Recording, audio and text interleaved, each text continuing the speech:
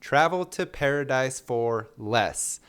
I went to Kauai recently, and being that I'm a very financially focused person on everything I do, I thought I would share how I vacationed in Kauai for over a week at a fraction of the cost that others typically spend based on my research. Now, this is a finance channel, so I promote investing and saving and many other financial topics, but I have also promoted getting out and experiencing the world because I believe if you work hard, you should play hard. We only got this one life, and experiences matter. Many wait for retirement to travel and experience the world, but tomorrow is not promised, our health is not guaranteed, so please take that vacation you have been wanting to, but it does help to know how you can book that seemingly expensive trip at a fraction of the cost that the average person spends. That way, you feel good about saving money and not jeopardizing your financial goals. So I want to share how I went to Kauai, Hawaii for a fraction of what others spend through 6 money saving tips. And we're going to start with money saving tip number 1, and this is regarding your flight. This is one of the big expenses of a trip, and the key here is to buy early, but there's something else that I want to share with you. If you are a member of Costco, coming up here in just a couple months, Black Friday is going to happen, and a lot of stores have big events where they discount certain items, and Costco has a Southwest Airlines gift card that you can purchase for $400, but it's a $500 gift card. So you get $500 but only pay $400. And Southwest is one of the more inexpensive airlines, so that's also a good thing. So me and a friend went, so we saved $200 between the two of us. I'm not sure if there's a limit on how many gift cards you can buy, but to me, buying early gets you a cheaper flight just in general, and then going through Costco and their Black Friday sale on their Southwest gift card is going to help save you money. So that's tip number 1. Money saving tip number 2 in going to Kauai is regarding a rental car. Now you're going to want to rent a car because this island is so beautiful. You're going to want to drive around and experience the diverse landscape that it holds, and also you're probably going to want to book some excursions. So yes, renting a car is essential on Kauai, but many people go through, the main rental car companies and they want to rent the Jeep Wrangler because that's what's popular out there. But there's another way to do it that will save you half the cost, and that's going through a local company that rents out used local cars. That's what I did. And yeah, the cars are a little bit beat up, but they take these used cars and they fix them up, make sure they're in good working condition. And the car that I had, it looked beat up, but it got us everywhere for the over week that we spent there. Every day we were driving somewhere, and it did just fine. And again, I spent about half the cost you would renting a normal car because I priced it all out. I did a whole analysis on it, and this is the way to do it. So research a local car company that rents out the vehicles that are used. And not only that, but you look like a local. You don't stand out so much, and that can be a good thing in other ways too. So that's tip number 2. Now, money saving tip number 3, you got to stay somewhere, right? You got to sleep. You got to have a roof over your head while you're there. And many people like to go the resort route or the hotel route. But out in Kauai, I found that that's very expensive. So what I did is I went the Airbnb route. There's also Vrbo. And the thing here, it's going to be cheaper, especially if you look early because there are limited properties, right? This is a small island. It's not like you're going to New York or Los Angeles where you're going to have thousands of options. There's minimal options. So you want to look early, especially if you want to get something near the beach. That's what I did. And what I rented was like a little apartment. It was just enough, just what we needed. And because really in Kauai, the weather's so beautiful, you're going to be outside most of the time. So you don't need something fancy.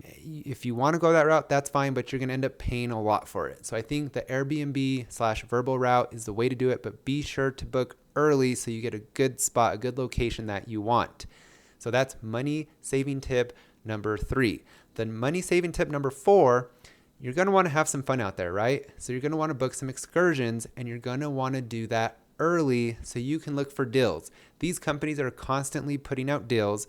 So by starting and researching and noting what you want to do early, you can continuously look until you see some deals pop up and then book it. And also book early because when it gets closer to your trip, the prices get jacked up. That's just how it works. So book your excursions early. Now, tip number 5 is an important one. This is a big expense, and that's regarding food. Now, it's very nice to experience the cuisine wherever you go, so I'm not saying not to do that. But if you're booking an Airbnb, you're going to have a kitchen, most likely, hopefully, so you're going to be able to cook some meals yourself and save a lot of money that way. So my recommendation is to cook half your meals and then eat out for the other half of your meals, because you do want to experience local cuisine, but you want to save some money here. And you can adjust that. You don't have to do half and half based on how much you want to save. Now, Kauai does have a Costco, so that's where you can buy bulk, say you're a big family. But I also recommend buying from a local grocery store and help support the local community as well. We also utilized a produce stand for our fruit and veggies. There's a lot of produce stands out there, so I'd say for sure get your fruit and veggies from there. They're going to be the best tasting, fruit and veggies you've ever had. And then you can get everything else from a store. So this is going to help you save money big time, because everything is more expensive on the island, especially eating out. So cooking your own meals is going to save you a lot. So that's my tip number 5. Now, the last tip, money saving tip number 6 on traveling to Hawaii to save money, you're going to want to buy all your supplies before you go. I'm talking snorkel gear, water shoes, water socks. Yes, that's a thing. Look it up. It was lifesaver, trust me. Sunscreen, etc., etc. Now, buying it on Amazon or from stores around you like Walmart will save you a lot of money, because most everything is much more expensive to buy or rent on the island. So make a list of what all you will need, and when you book excursions, they will provide you a list of what you should bring, so you can note that down and buy it early as well. And by all means, I would utilize things like Amazon Prime Day.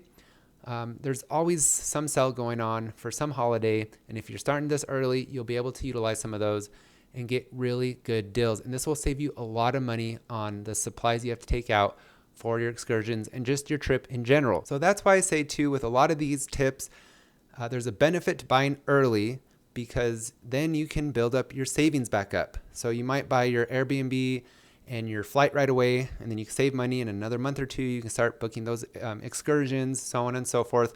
So by the time you go out, you have enough money to just enjoy your vacation on Kauai. It's a beautiful place. You don't want to be stressing. You just want to be relaxing. Now I want to share with you some pictures of my trip to give you some ideas of things to do on the island, kind of give you an idea about the island as well. So of course, here's me at the beach. Number one thing to do is, swim in the ocean. Maybe that's not your thing though, and that's okay. You just maybe want to relax, enjoy some nice weather. But the island itself, it's set up like this. You have the south shore, the south side, which is the more drier part. It's more of the family-friendly side, they say as well. A lot of resorts and stuff. So that's a nice area to be at. And then you have the north shore, the north side, which is more of the rainy, wet side, but it's very green, lush, and beautiful. Definitely worth seeing. Then you have the west side of the island, where you have the Waimea Canyon and the Nepali coast. Then you have the east side, which is where the airport is, many of the small towns, and many of the excursions you'll do will be on the east side as well. So to kind of show you these things, one thing I did was a luau. This was an amazing experience. I will say it's better to book a local luau instead of one that's at a resort. I've heard so many negatives about the resort luaus compared to the locally owned luaus. There's a lot that you can look at and choose from. So just choose a luau. It was an amazing experience, and you get to learn about the history of the island.